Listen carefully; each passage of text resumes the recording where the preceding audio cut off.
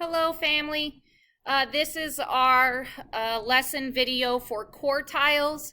Before you complete this page, make sure that you have watched the median lesson because you need to know how to find a median before we can discuss finding quartiles.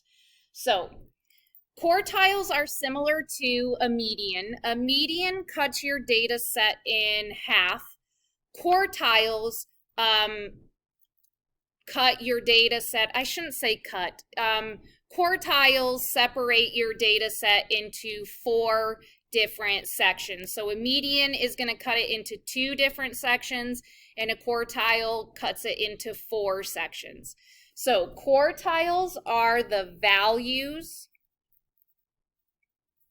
that divide your data into quarters, or 4 sections. So we're going to pretend like this bar is our entire data set. What would be right here in the middle of our data set is the median.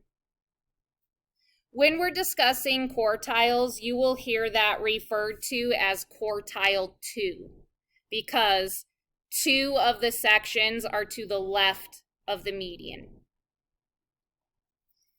This value is your minimum value in your data set. Similarly, this value is your maximum value.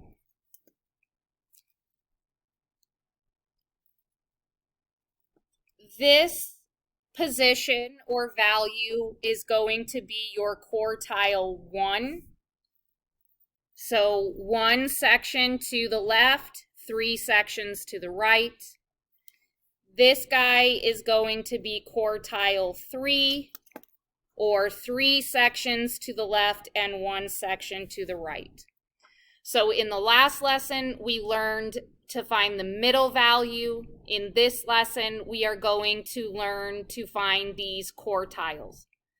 One thing that I want you to notice is that a quartile is the middle value between the minimum and the median. And quartile 3 is the middle value between the median and the max. This is why you need to know how to do median before you do quartiles, because essentially you're finding the median 3 times. So I'm going to say that one more time. Median is the middle of your data. Once you have found the median, to find quartile 1, you find the data point that is between or in the middle of the min and the median. To find quartile 3, you find the value that is in the middle of the median and the maximum. So these scores, or these numbers in problem 1, are the same quiz scores, Joey's quiz scores from our median paper. And from that paper, I know that Joey's median score was an 85. It was in the middle of these 2. So I'm just going to verify that. I'm going to count the number of observations. 1, 2, 3, 4, 5, 6, 7. 1, 2, 3, 4, 5, 6, 7. So our median is equal to 85. That is also our quartile 2. Okay, so now when we find our quartile 1, we are going to cover up the right-hand side of the data and the median. You do not include the median when you are finding quartiles. So now if I look at my numbers, I have 7 numbers to the left. And if I do that old school way of crossing off back and forth until I get to the middle, what we will see is that quartile 1 is 78. I want you to notice that the number of observations to the left is the same as the number of observations to the right. So 1, 2, 3 to the left, 1, 2, 3 to the right. Now to find your upper quartile, you can just do the same thing. 1, 2, 3, that means quartile 3 is 91. And then 1, 2, 3. So we found the middle of the data set. Then we found the middle between the minimum and the median, and the middle between the median and the maximum. In each one of your quartiles, you have 3 observations. So quartile 1, quartile 2, quartile 3. Number 2, find the quartiles for the company's salaries. So I want you guys to go through this one, and I want you to find the median. You may have it on your median page, but double check.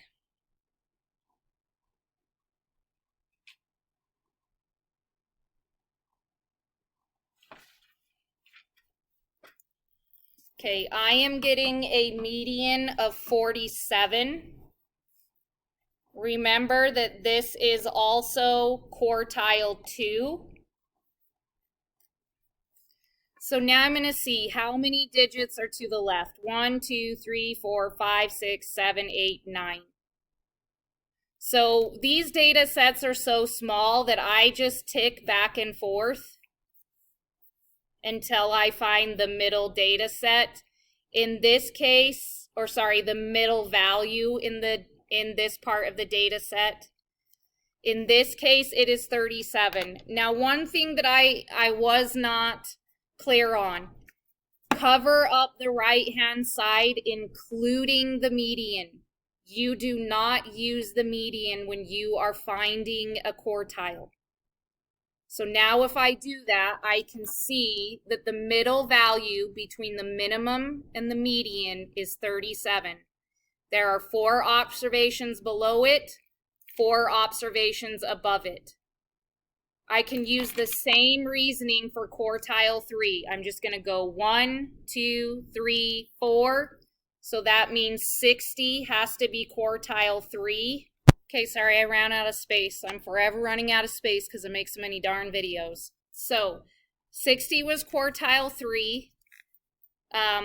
We cover up the median, and we find the middle observation between this half of the data, or the middle of this half of the data. That is 60. Notice that there are 1, 2, 3, 4 observations below it, 1, 2, 3, 4 observations above it. If I now uncover, I can see that in each quartile there are 4 observations. So quartiles is finding the values that split your data set into 4 sections.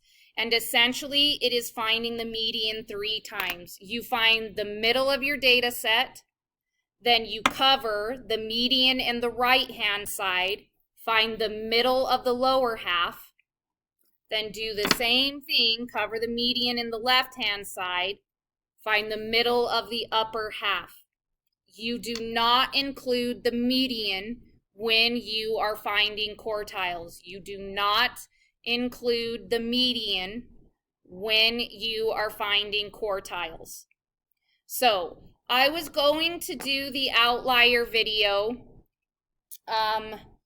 as part of your homework, but that is no longer part of your homework. So if you had me in class or you watched the check-in video for today, you were supposed to do quartiles and outliers as your homework. So you've done quartiles. I don't want you to do the outliers part of the lesson, but there are 2 things that I need you to do to be ready to do the outliers lesson.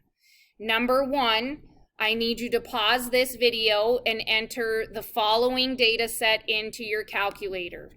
It is 52 observations. So this is 52. These are the number of shoes the teachers at Cypress had. So 52 teachers responded.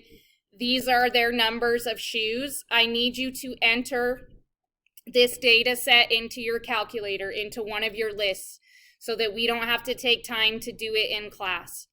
So now enter in this data set. That's your next task. And then after this task, I want you to come to this pumpkin problem. These students bought pumpkins for a carving contest, and they weighed their pumpkins. I need you to order the weights from least to greatest. That's all I need you to do for the rest of your homework. So your quartiles page is done. You need to get the back of your Can You Do done. So you need to do these problems on the back of your Can You Do. And then you need to order the pumpkin weights, least to greatest, like write them out right here on your paper. Write small, because if you don't, you're going to run out of room. And then enter this data set into your calculator. We will not spend any time on this in class. So enter this, order your pumpkin weights from least to greatest, write them out right underneath here. Okay? Okay, I think that is, or should be, actually I want you to do one other thing. I apologize. Find the quartiles for this pumpkin data. So I not only want you to list it out, least to greatest, but I want you to find the quartiles. So that's it. I'll tell you one more time. Finish the back of your Can You Do. Enter this data into your calculator. Order the pumpkins least to greatest and find your quartiles. When I see you in class next time, we will discuss calculating outliers and how to describe a distribution. If you're unclear on what to do, email me.